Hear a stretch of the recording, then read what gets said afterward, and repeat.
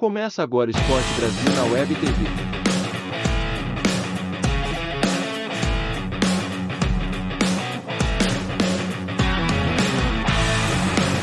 Sorte de pegar um adversário que é o lanterna do campeonato, mas ele, até no início, entrou ali um pouco ainda de ressaca, foi encontrando o seu ritmo, ganhou só por 2-1, porque era para ter feito mais gols, e não era nem para ter levado o que levou, porque foi praticamente a única chegada do Juventude ao ataque. Então ele mostrou que superei e vou focar aqui em levar o campeonato. E pensando dessa forma, olha, só uma hecatombe pro Palmeiras deixar essa vantagem ser virada por qualquer um dos que vem ali atrás no bolo, todo mundo ali tentando chegar.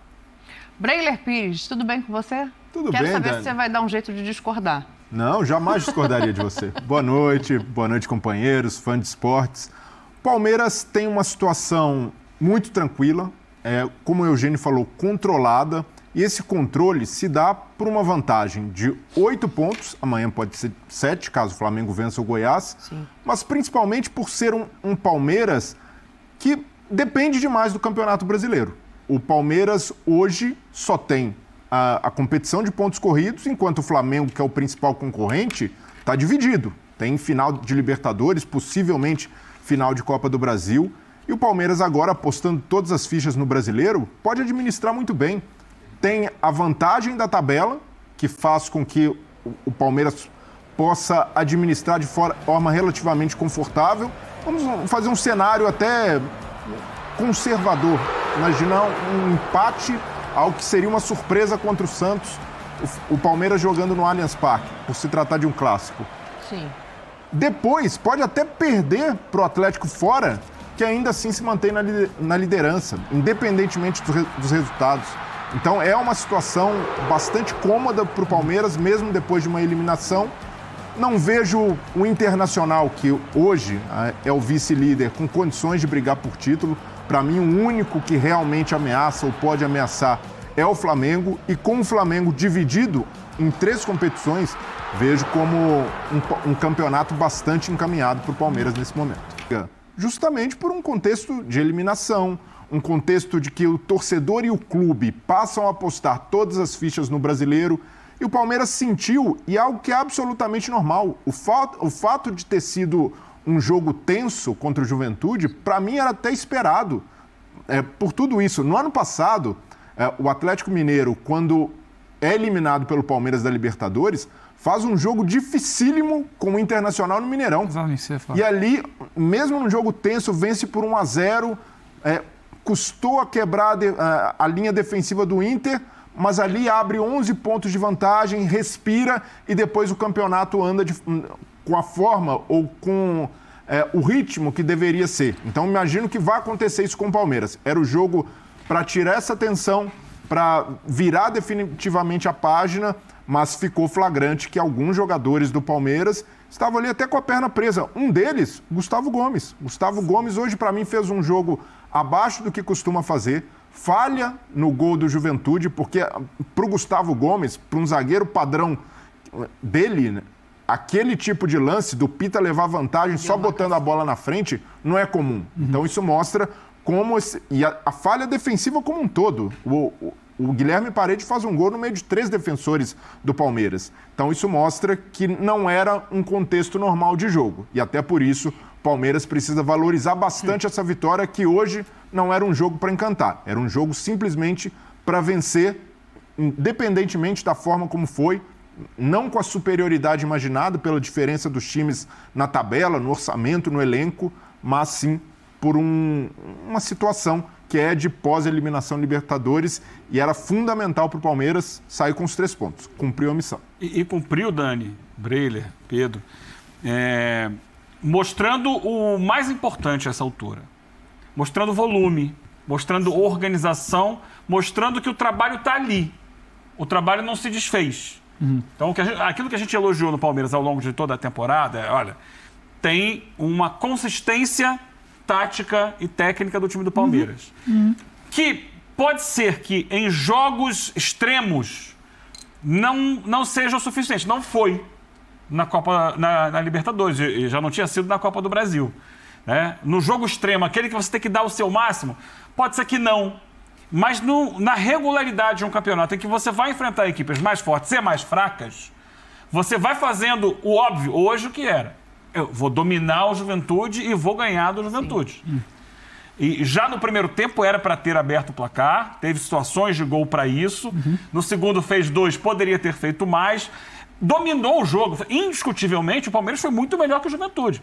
Levou o gol, repito, num lance esporádico de contra-ataque. A única finalização no gol do Juventude foi a do Guilherme Parede. O Juventude não chegava.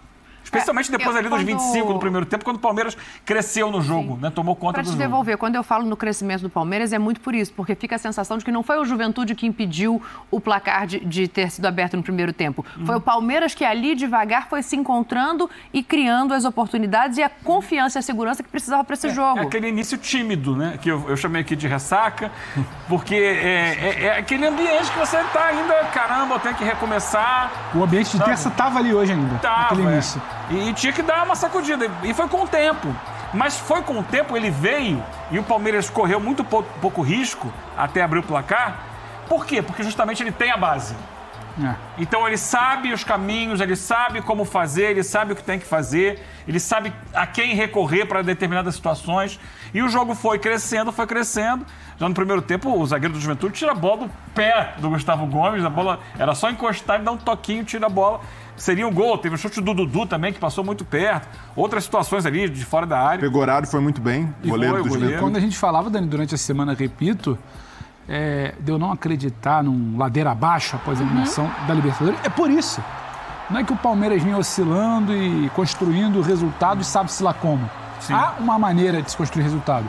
A gente pode questionar se poderia matar com mais facilidade, se o aproveitamento do ataque poderia ser melhor, se o trabalho da defesa oscilou para baixo nos últimos jogos, tudo isso. Mas o Palmeiras sabe como construir o resultado. O nervosismo do início do jogo, compreensível.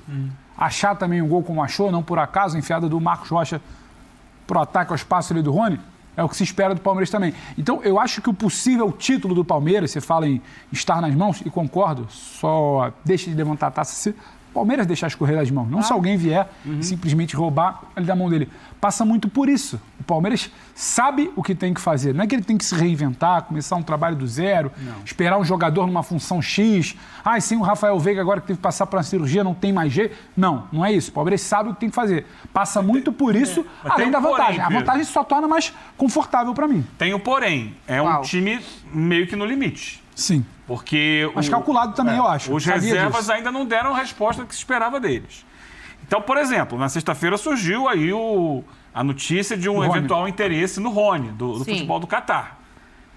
Um Rony sair muda esse panorama. Ainda mais com um Veiga fora. Sim, porque são dois jogadores. Cirúrgico. Você já tem uma situação no time nova, que é o Tabata se adaptando ao Palmeiras.